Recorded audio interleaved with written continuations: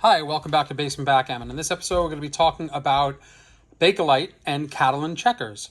Bakelite checkers were developed, well, Bakelite, I should say, was developed in 1907 by a guy named Leo Bakelin.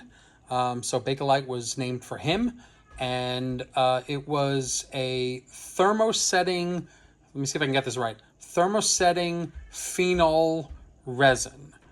Phenol formaldehyde resin, I should say. That's important. Thermosetting phenol formaldehyde resin. And what that basically means is they used formaldehyde in the process of creating the plastic. And thermosetting means that when you heated up the plastic, it hardened. So what they would do is they would pour the liquid plastic resin into a mold. They would heat it up to temperature, and then when it hardened, and once it hardened, it stayed at this consistency. It stayed at this density. The plastics are known for being very dense, very heavy, much denser than normal plastics of this size. And it had certain insulating properties or conductive properties. I forget which one. It was conductive or insulating, but it was used in electrical applications quite often. The original Bakelite was offered in a limited range of colors. So they did use it as various industrial applications when they came to using jewelry and what have you for this plastic. There was a limited number of applications because there was a limited number of colors available. And then I believe it was 1927, the American Catalin company made a similar process, a similar phenol formaldehyde thermosetting resin, but it was available in a much broader range of colors, which they mixed in the resin, and you were able to get a much nicer effect in terms of color and jewelry applications and that sort of thing. And so what we have here is a mix of checkers, some of which are Catalin, most of which, if not Catalin, most of the Bakelite you see that's called Bakelite is actually Catalin. True Bakelite in checkers is extremely rare, if you see it at all. So Bakelite and Catalin are kind of used interchangeably, and that's an okay thing. I don't think there's much of a difference for our purposes, whether it's Bakelite or Catalin. It's all thermosetting phenol formaldehyde resin. However, some of these are not Bakelite. So they all look like they are Bakelite, but they are not all Bakelite. So I just want to show you a little bit of the difference of how to tell Bakelite and Catalin versus a modern resin. And these techniques are not 100%. There are other techniques as well. If you look on online, there's a technique for using, I forget the product, Brasso and what is it, 407. If you rub it on with a Q-tip, it'll turn a certain color. You'll be able to see it. Those are all good methods, and there's other methods like if you rub it, it'll smell because of the formaldehyde, and if you heat it up in hot water, you might be able to smell formaldehyde, that sort of thing. However, just based on how often I've seen these Bakelite checkers in various backgammon boards, I can tell the difference by eye, but it still helps to look up close. So first of all, I wanted to pick out a different group of colors so you can see.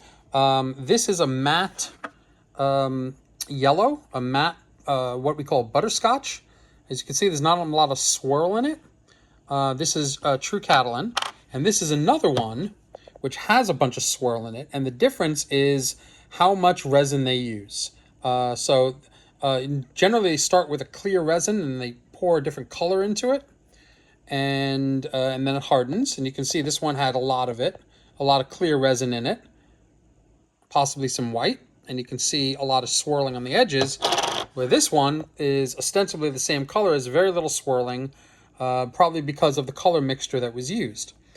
There is a possibility as well, we found out through research that white, when they use clear and white resin, it ends up yellowing over time. So this could be an example of a white checker.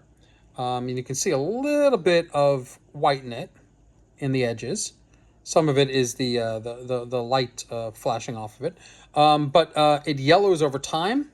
You can see the difference on the side versus the top. It gives us an indication it might have yellowed over time. There's a slight difference in the color.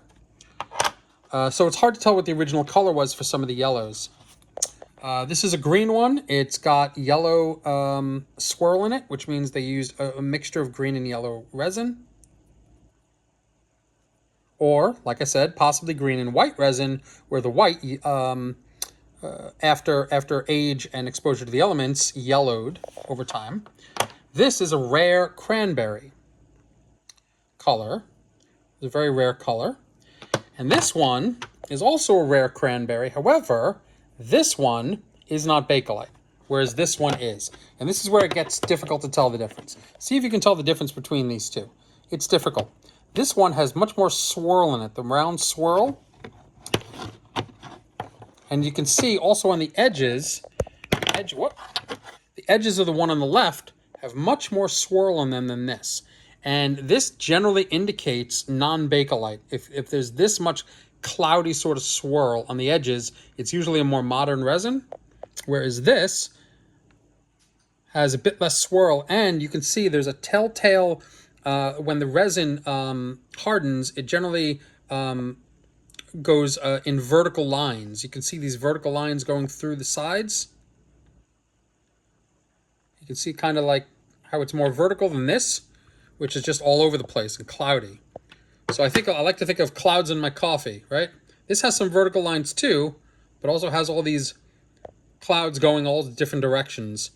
And this is more of a telltale sign that this is a modern resin.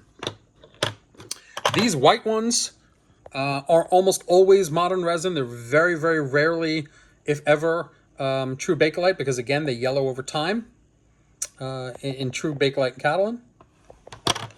And then you have a carved checker. So flat checkers, which are more valuable, have more material in them. The finger dish checkers have been carved. There are many different patterns. There are even patterns that have carvings on the side, of which I have some examples in my collection. This pattern, you can see, was held by a pin and then carved on the outside. That's one kind of pattern. There's dirt in the track there where the carving is. But there are many different types of carving patterns where the outside track is thinner or thicker. Sometimes there's 2 circles. There's a bullseye, which has 3 circles.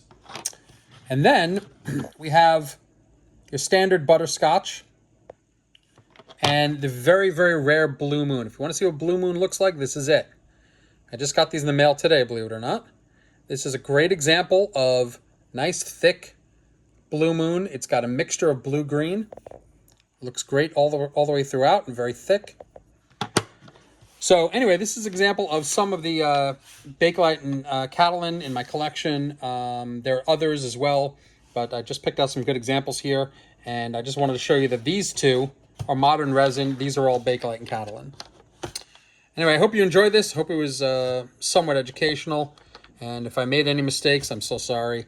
Please correct me in the comments. Take care. See you again soon.